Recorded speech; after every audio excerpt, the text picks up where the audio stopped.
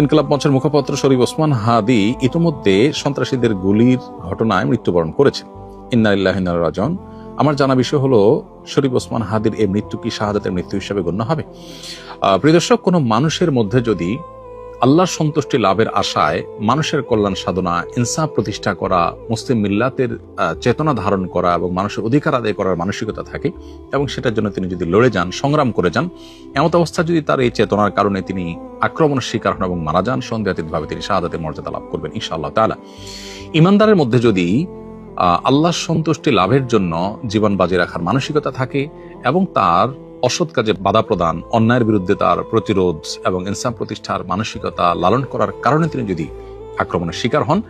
তাহলে সেক্ষেত্রে তিনি অবশ্যই শাহাদাতের মর্যাদা লাভ করবেন। সেই জায়গা থেকে শরীফ ওসমান হাদিকে আল্লাহ তাআলা শাহাদাতের মর্যাদা দান করুন, আমরা সেই দোয়া করি।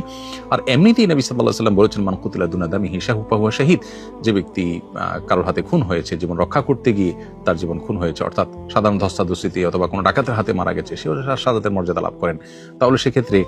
দ্বীনের কথা বা মুসলিম মিল্লাতের কথা বা মুসলিম চেতনার কথা বা ইনসাফের কথা বা মানুষের অধিকারের কথা যদি কেউ বলতে যান মুসলিম হয়ে এবং আল্লাহর কাছ থেকে যদি বিনিময় আশা করেন, তাহলে তিনি অবশ্যই শাহাদাতের মর্যাদা লাভ করবেন। অনেকে আছেন যারা বিপ্লবী মানসিকতা ধারণ করেন, তারা অন্যায়ের বিরুদ্ধে সংগ্রাম করেন, তাদের সে সংগ্রামকে আমরা অবশ্যই শ্রদ্ধা করব,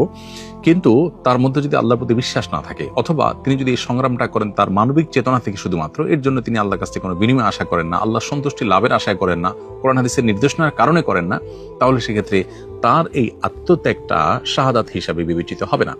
শাহাদাত বিষয়টা আসলে নিয়তের সাথে সংশ্লিষ্ট বিষয়।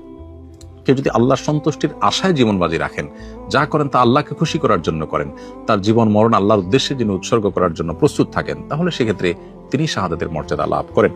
আমরা দোয়া করি শরীফ ওসমান হাদির সমস্ত ভুল ত্রুটি মাফ করে আল্লাহ তাআলা তাকে শাহাদাতের সর্বোচ্চ মাকাম দান করেন এবং তার সুখ সন্তপ্ত পরিবারকে সান্ত্বনা সইবার শক্তি নসিব করেন এবং সেই সাথে এখান থেকে অনুপ্রাণিত হয়ে আমাদেরকে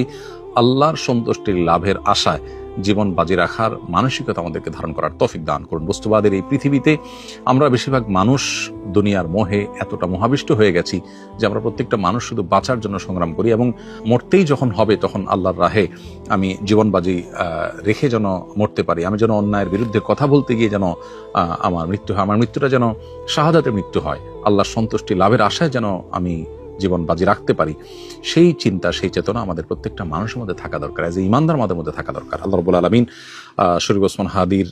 ভালো গুণগুলো দিয়ে আমাদের তরুণ সমাজকে ভরে দিন এবং সেই তরুণ সমাজকে অন্যায়ের বিরুদ্ধে ইনসাফ প্রতিষ্ঠার জন্য, ন্যায় নিষ্ঠ হওয়ার জন্য এবং মুসলিম মিল্লাতের কল্যাণ সাধন করবার জন্য এবং আল্লাহর সন্তুষ্টির উদ্দেশ্যে মানব